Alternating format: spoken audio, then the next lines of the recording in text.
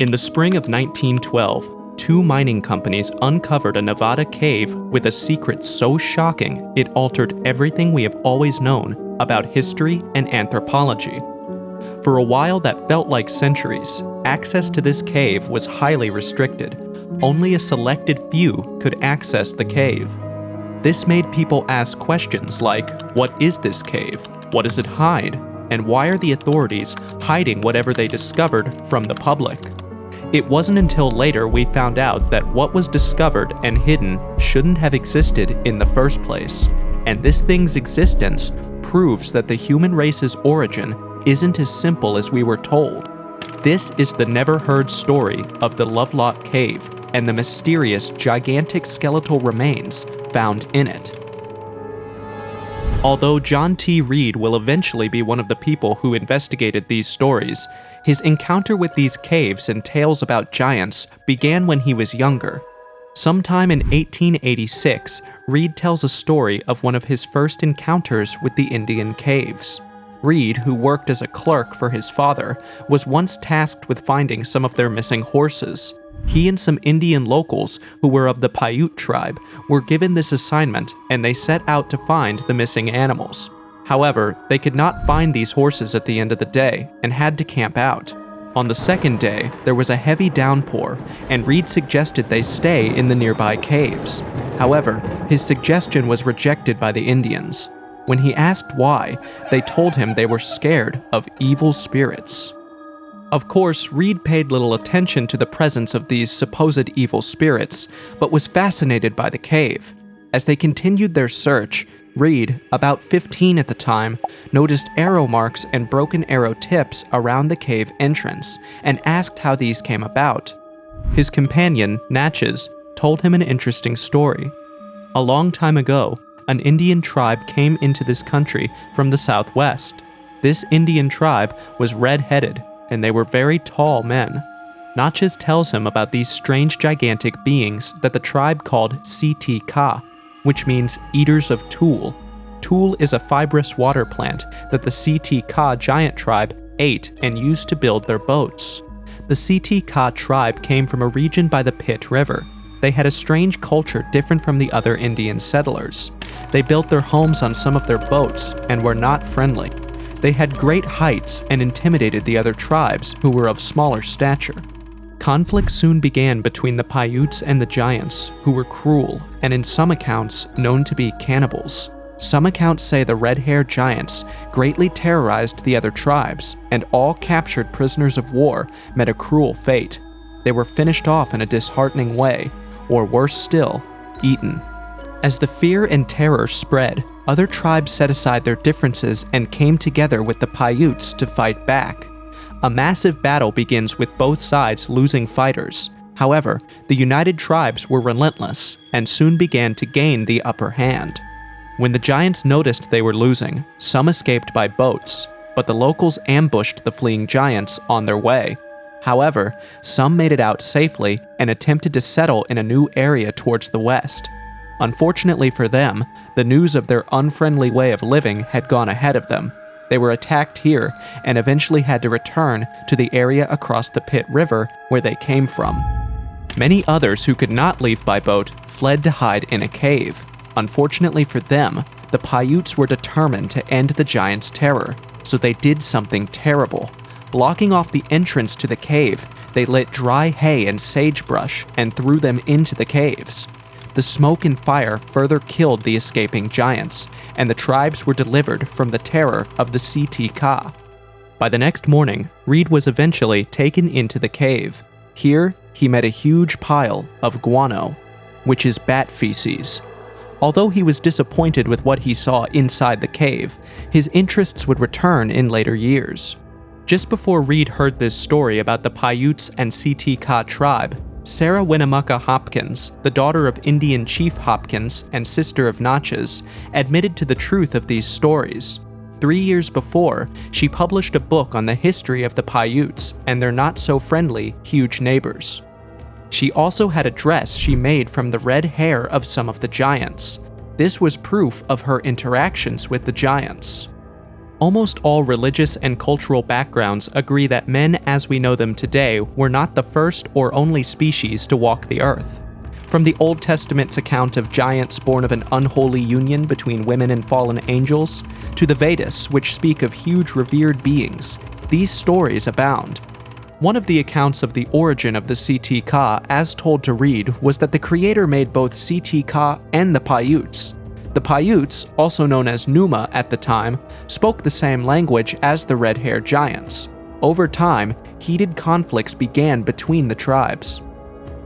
In his attempt to end this conflict, the creator separated both tribes. He sent the Ct Ka to the Humboldt Sink and moved the Numa tribe to the Carson Sink.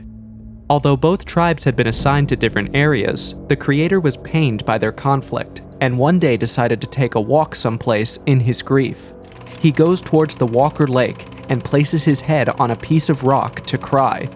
It is believed that a huge river was created by his tears, and the place where he laid his head still has an impression of his forehead to date. When Reed eventually grew up and became a mining engineer, his interest was drawn to the Lovelock Cave again. Sadly, an expedition of this size was expensive, and he did not have the funds for it. But as fate will have it, by 1911, the Lovelock Cave was generating lots of interest. However, this was for commercial reasons. It turns out that huge deposits of guano used for making fertilizer and gunpowder had been discovered at the cave. Reed remembered his first time inside the cave and the huge store of guano he found as a 15-year-old. Reed began to reach out to parties interested in guano, but most of them turned down the offer to extract the bird feces in the cave. But all it takes is one yes, and he finally got it from 2 people. Between 1911 and the following year, 2 mining engineers, David Pugh and James Hart, sent their team to dig and excavate guano at Lovelock Cave.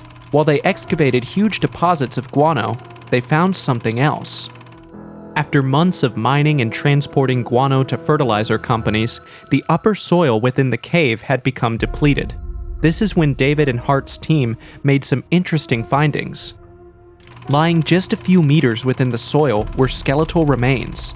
However, these were no ordinary remains, as they measured between 7 to 8 feet. It is estimated that over 60 skeletal remains of these abnormal heights were found there, but this was not all. There were other interesting finds here, like a huge sandal sample, as well as a giant-sized fingerprint in the cave. With these discoveries, Hart and his team, who had no experience working with archaeological remains, lost some of the artifacts found here. To preserve these findings, they reached out to an expert, Dr. J.C. Merriam of the University of California. Merriam in turn contacted the University of Nevada. Hart also spoke to the Smithsonian Institute about what they had uncovered. It is possible he wanted to sell them some of the items, but the institute declined. They informed him they only received donations and did not have to purchase whatever historical remains were brought to them. The University of Nevada came to the rescue by sending Dr. Loud to investigate what the miners were unto. Beneath the guano-filled cave, they found mummified remains of what looked like a man with a rope around his neck. There were also about 4 female remains. These discoveries were enough to spark numerous searches for anything that could teach us something about the past. In the years that followed, more skeletal remains and artifacts continued to be uncovered. Although Reed did not mine guano, he was busy with his mining enterprise. He was also obsessed with documenting everything he could find about these early settlers. He interviewed lots of people as the number of artifacts increased. I believe it was easy for him because the natives trusted him. He and his father had worked in the community a long time ago, and the locals considered him a friend. I also feel he wanted everything he heard as a young boy to be true. As the number of artifacts grew, an exhibition center called the Lovelock Exhibit was set up. Here, the discovered items were placed in a shed and displayed for interested persons to see. Sadly, this shed was mysteriously burned down. At this point, I wanted to know if Lovelock was a peculiar case, so I did some digging. What I discovered was mind-blowing. As I studied Reed's interests and the discoveries at Lovelock Cave, I quickly realized this was not the only place with skeletal remains. The Serpent Mound of Ohio is one of the most interesting places with skeletal remains. Like Lovelock, The bones found here measured up to 8 feet in some cases. On more than one occasion, the bones disintegrated into dust as soon as they were exposed to air. As the nation uncovered spots with some of these unusual findings, another amateur explorer was digging around Catalina Island. His name was Ralph Glidden. It is estimated that Glidden found as many as 3,781 skeletons on the island. This happened between 1911 and 1930. Within 2 centuries, over 1,000 accounts of skeletons measuring at least 7 feet have been reported. Most of these findings were documented and sent to the one place founded to keep such discoveries. However, this place, which was supposed to preserve and keep these precious remains, soon began to act in a way that appeared quite suspicious. As the nation of America uncovered pieces of evidence that pointed to the presence of an earlier race and civilization, the discoverers sent the found items to the Smithsonian Institute. This institute is about the largest collector of ancient relics and everything that helps to shape our knowledge of civilization. At least this is what they say they do. Strangely, as most of the discoveries uncovered in these caves and other places were carefully transported to the institute, some of them appear to have disappeared over time. Nice wordplay, by the way. In an attempt to find some explanation for the mysterious discoveries, some geologists reached out to the Smithsonian Institute to allow them to inspect some items with them. Sadly, they were denied access. The reasons for this were quite weird. The Institute said some of the findings were not reliable. They also said some had gone missing, although they acknowledged receipt of these items. It is easy to see that the Smithsonian Institute was not transparent. The reason for this came from a school of thought that it held. You see, the Smithsonian Institute believes that civilizations develop internally. What I mean by this is that all civilizations begin and end with the actors of that unique civilization. There was no massive migration. People from Asia stayed in Asia, and people from Africa stayed in Africa. There was no mixing or large-scale migration. However, the discovery of skeletal remains, writings, and other items found in caves like Lovelock and other places suggests otherwise. What these findings reveal is that people moved around. It also implies that there were original dwellers of America before anyone else that history speaks of. The Smithsonian Institute does not agree with this school of thought because it goes against everything we have always known and everything they told/taught us. When I looked up some of the actions of this institute, I discovered that this was not the first time it had denied access or resources to people who wanted answers. In 1909, 2 renowned explorers who worked for the institute, G.E. Kincaid and Professor D.S. Jordan, were denied access to funding when they found some astounding items in a cave in the Grand Canyon. What is strange about this story is that the Institute initially sent them some funds for their expedition. When they discovered the cave they were exploring had much more to offer and requested additional funds, their request was denied. Sadly, this was not the only thing that happened to them. Something else much more tragic happened, but more of that later. Following the discovery of the skeletal remains of the Lovelock Cave, several questions have come to the fore. One of the most prominent is why all traces of giants have disappeared in our time. I mean, did all the CT-Ka tribe die off? Some of the stories about this huge tribe reveal that there were survivors. After the battle with the Paiutes, some of them returned to the region they were believed to have come from. If this is so, why are there no giants in our world today? How about red-haired people who descended from the CT-Ka tribes? Is it possible they exist but are being kept away from the general populace? All descriptions of these giants point to a superior race. This race had brute strength, possible immunity to illnesses, as well as access to advanced knowledge. In some of the caves, explorers or miners found decoy ducks. These ducks were used for duck hunting. The Paiutes also admit that unlike most Indian tribes that ate their food raw or semi-cooked, the giants knew the act of cooking and roasting. What I'm trying to say is this race showed superior intelligence. With these skills, they were better suited to survive and thrive. If we assume that some of them survived, why has the science community been unable to track down some of their descendants? Again, we must remember that this started in Nevada, the same state with the mysterious Area 51. Are there preserved samples or secret breeding grounds for these superhumans the world is unaware of? All of these are just questions that I like to ponder. When we consider the destruction of lots of these samples during the mining exercise of Pugh and his team as soon as they were exposed to the atmosphere, we realize a limitation here. Incidents like these make it difficult to study the properties of the findings. How genuine were they? Were they fraudulently implanted in these caves and other locations? There have been incidents of supposed discoveries that turned out to be fake. How about the images that fill the internet space? Our world is filled with content creators who will do anything for social media engagements. In 2002, a Photoshop contest saw the internet flooded with images like this, and other convincing photos that suggested the discovery of archaeological items.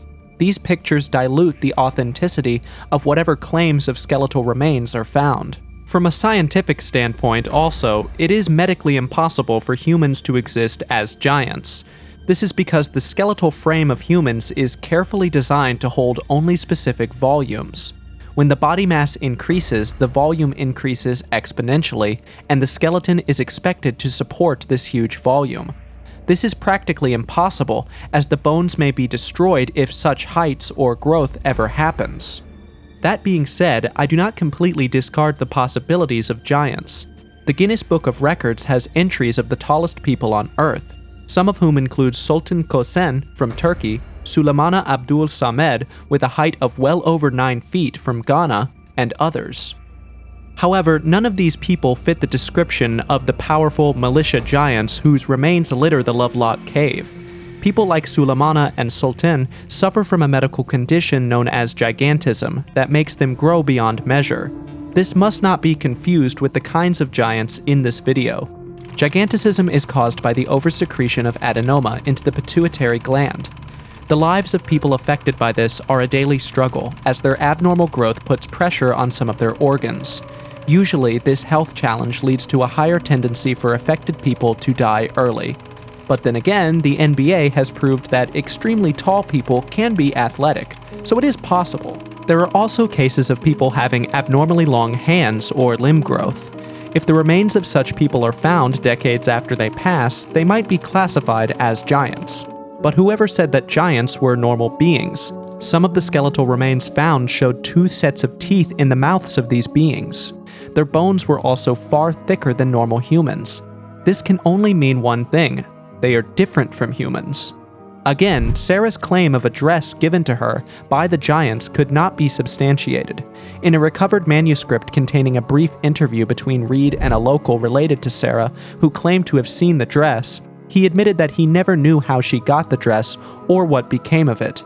In his words, they were not inquisitive by nature, so he did not ask Sarah how she came by the dress. While I'm tempted to ask if Sarah had any reasons or motives to lie about a thing like that, I also remember she wrote a book about her people. Is it possible a story about receiving a dress made from red hair was her way of creating a publicity stunt? Moreover, the accounts of the giants differ.